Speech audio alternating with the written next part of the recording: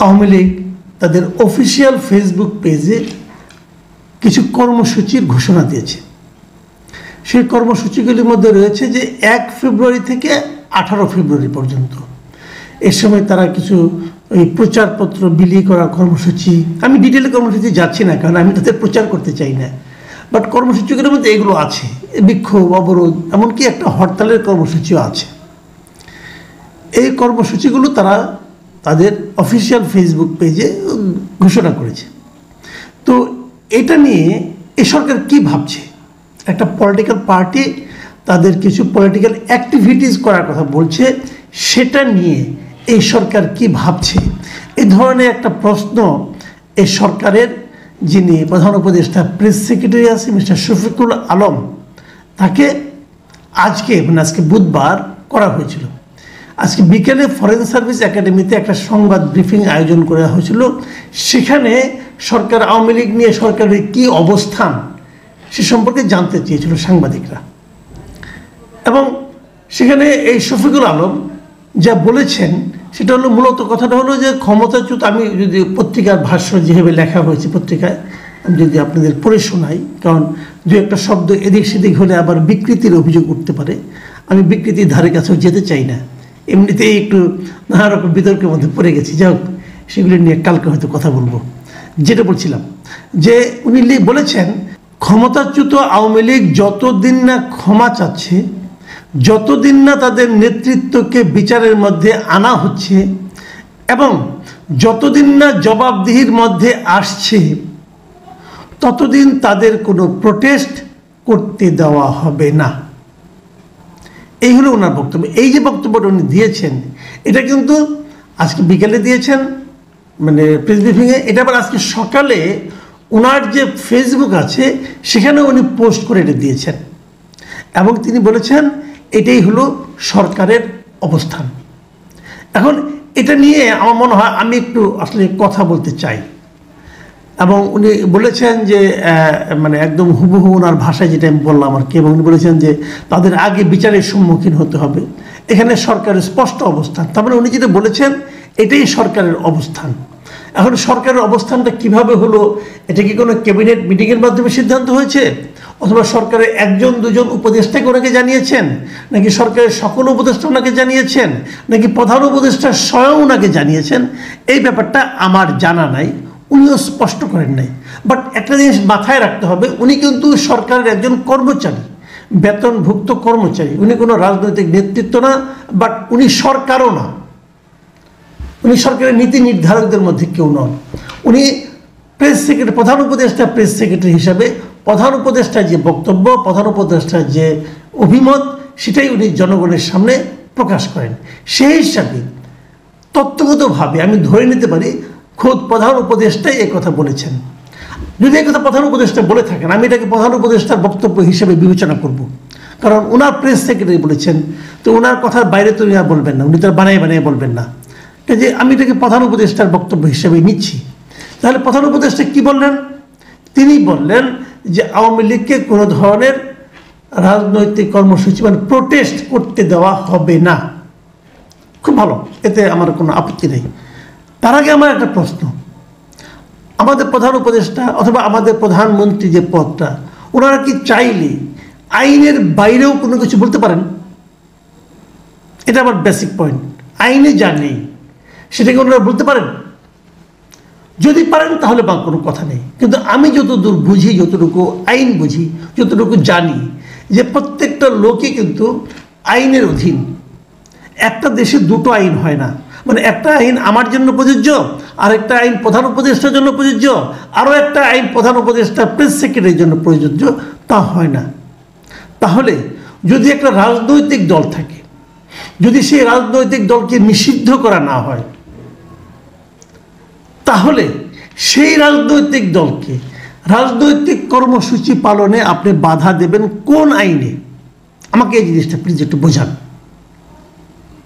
আপনি যদি আওয়ামী লীগকে কোনো কিছু করতে না দেন, একটা হলো অফিসিয়ালি না দেওয়া, আর একটা হলো আনঅফিসিয়ালি না দেওয়া। যেমন বিগত সরকারের আমলে কি হতো? বিগত সরকারের আমলে একেবারে শেষ দিকে এসে জামাতকে নিষিদ্ধ করা হয়েছিল নির্বাহী আদেশে, যা শেষ পর্যন্ত কয়েকদিনের মাথায় তো এটা সরকারের পতন ঘটল। তার আগ পর্যন্ত জামাতকে কিন্তু নিষিদ্ধ করা হয়নি, কিন্তু জামাতকে আনঅফিসিয়ালি কোনো ধরনের কর্মকাণ্ড, রাজনৈতিক কর্মকাণ্ড করতে দেওয়া হতো না। এটা সবাই জানতো, সবাই প্রতিবাদ করতো। আমি নিজেও বহুবার প্রতিবাদ করেছি, বহুবার বলেছি আপনারা তো জামাতকে অফিসটা পর্যন্ত খুলতে দেন না। জামাতের 10 জন লোক বসে এক জায়গায় মিটিং করছে, অথবা এক জায়গায় বসে একটা নৈশভোজ করছে, অথবা কিছু খাবার দাবার খাচ্ছে, সেখানে যে পর্যন্ত আপনি অ্যাটাক করছেন তারা নাকি রাষ্ট্রবিরোধী ষড়যন্ত্র করছেন। অথবা এমনও বলা হয়েছে, বসেও নাই, আগেই বলা হয়েছে যে রাষ্ট্রবিরোধী ষড়যন্ত্র করার পরিকল্পনা করছে। তাদের পরিকল্পনা আপনি বুঝে ফেলাইতেন পুলিশ। এগুলো হতো, এগুলো নিয়ে আমরা কথা বলতাম, মানবাধিকার প্রতিষ্ঠানগুলো কথা বলতো, সবাই সারা দুনিয়ার লোক কথা বলতো। এইগুলো আওয়ামী লীগের স্বৈরাচারী আচরণ। আপনি একটা যতক্ষণ পর্যন্ত একটা পলিটিক্যাল পার্টি, দেশে বৈধ পলিটিক্যাল পার্টি, যতক্ষণ পর্যন্ত তার কর্মকাণ্ডের উপর কোনো নিষেধাজ্ঞা জারি না করা হয়েছে, ততক্ষণ পর্যন্ত তাদেরকে কোনো কিছু করতে না দেওয়াটা একটা অপরাধ। কিন্তু আওয়ামী লীগ কী বলতো? আওয়ামী লীগ যখন বলতো যে আমরা তো জামাতকে নিষিদ্ধ করি নাই, আমরা তো জামাতের উপর কোনো হস্তক্ষেপ করি নাই, অথবা রাস্তায় নামলে তাদেরকে পেটানো হতো, বলতে আমরা তো পেটাই নাই, দেশপ্রেমিক জনগণ তাদেরকে থামিয়ে দিয়েছে, দেশপ্রেমিক জনগণ তাদেরকে প্রতিহত করছে, এগুলি আওয়ামী লীগ বলতো। সেই বক্তব্যগুলো গ্রহণযোগ্য ছিল না, কেউ গ্রহণ করতো না, কিন্তু তারা বলে একরকম আইনগত দিকটাকে তারা ঠিক রাখার চেষ্টা করত, যে আইনগতভাবে তাকে কিন্তু আপনি আটকাতে পারবেন না। সে বলে ভাই আমরা তো কোনো অর্ডার দিই নাই, আমাদের সরকারের কেউ তো বলে নাই তাদের করতে দেওয়া হবে না, কেউ তো বলে নাই, কিন্তু বাস্তবে করতে দেওয়া হতো না। একই কাজ হতো ছাত্র দলের ক্ষেত্রে, একই কাজ হতো বিএনপির ক্ষেত্রে, সবার ক্ষেত্রেই তারা কাউকে কিছু ওরকম জোরালো কোনো অনুষ্ঠান, জোরালো কোনো আপনার কর্মসূচি পালন করতে দিত না। ঢাকায় মহাসমাবেশ করবে, সেটা নিয়ে নানা নাটক টাটক করে ঠেলে দিয়ে পাঠাইতো গোলাপবাগ মাঠে অথবা অন্য কোথাও, কিন্তু বলতো না যে এই সমাবেশ আপনাকে করতে দেওয়া হবে না। সরকারের এই পর্যায়ের লোক তো বলতোই না, নানা অজুহাত দেখাতো, ডিএমপি কাছে যান, ডিএমপি না করতো, অমুক করতো, এগুলি হতো। কিন্তু এখন কি হচ্ছে? ডক্টর ইউনূস নিজেই বলছেন, আমি আবারও বলছি, শফিকুল আলম কথাকে আমি ডক্টর ইউনূসের কথা বলে বিবেচনা করব, কারণ উনি ডক্টর ইউনূসের প্রেস সচিব, প্রেসের সঙ্গে ডক্টর ইউনূসের বক্তব্যটা উনি কনভে করেন, নিশ্চয়ই উনি বলেছেন এই কথা বলার জন্য। আবার উনি দায়িত্ব নিয়ে বলেছেন এটাই নাকি সরকারের স্ট্যান্ড, তাহলে সরকারের অবস্থান স্পষ্ট। তাহলে আমি বলতে চাচ্ছি যে ডক্টর ইউনূস তাহলে কীভাবে বলেন যে তাদের কোনো কর্মসূচি পালন করতে দেওয়া হবে না?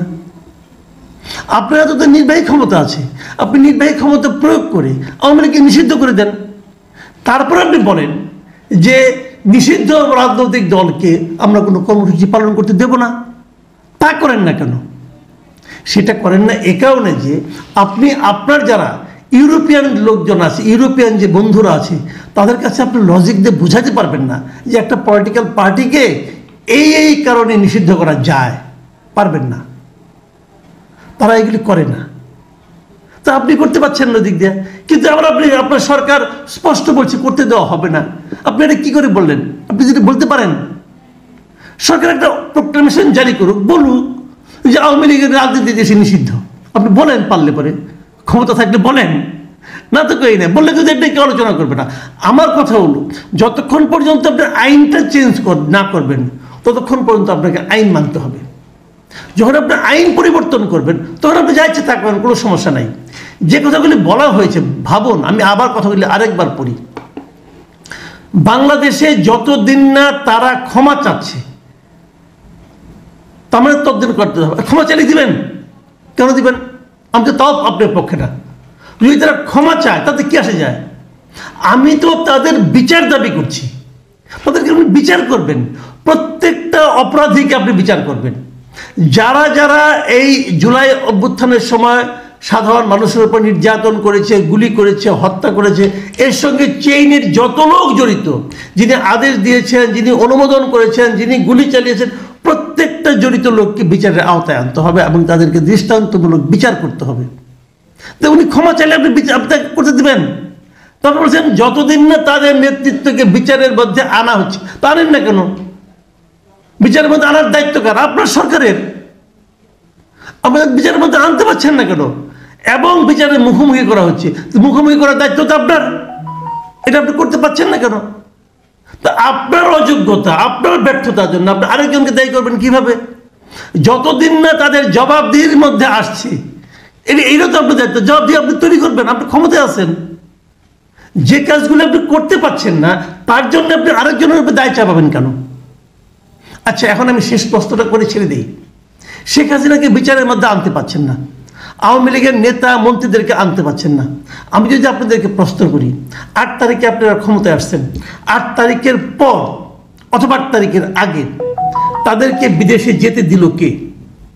শেখ হাসিনাকে এই দেশ থেকে বের করে ইন্ডিয়া পাঠিয়ে দেওয়া হচ্ছে। কে পাঠিয়ে দিয়েছে? এর জন্য দায় কার? শেখ হাসিনাকে আপনি আনতে পারছেন না, কার জন্য আনতে পারছেন না? কে তাকে পাঠিয়ে দিল? তাকে ধরেন, তাকে জিজ্ঞাসা করেন তুমি কেন পাঠিয়ে দিলে বিদেশে। অথবা ওবায়দুল কাদেরের খবর আমরা জানি, এতদিন ওনারা দেশে ছিলেন, তারপরে উনি পালিয়ে গেলেন। কে, কার জন্য উনি লুকিয়ে থাকতে পারলেন? কার জন্য উনি পালিয়ে যেতে পারলেন? তাকে ধরতে পারছেন? পারেন নাই কেন? এ দায় কার? আবার অনেক নেতাকে আমরা দেখেছি তারা দেশে আটকানো ছিল, তারপর তারা চলে গেল, চলে যেতে পারলো। কেন যেতে পারলো? কার কারণে যেতে পারলো? তাদেরকে ধরেন, তাদেরকে জিজ্ঞাসা করেন এ দায় কার? এই দায়িত্ব আপনাদের। আপনাদেরকে একটা দায়িত্ব দেওয়া হয়েছিল, আপনারা ক্ষমতায় গিয়েছেন।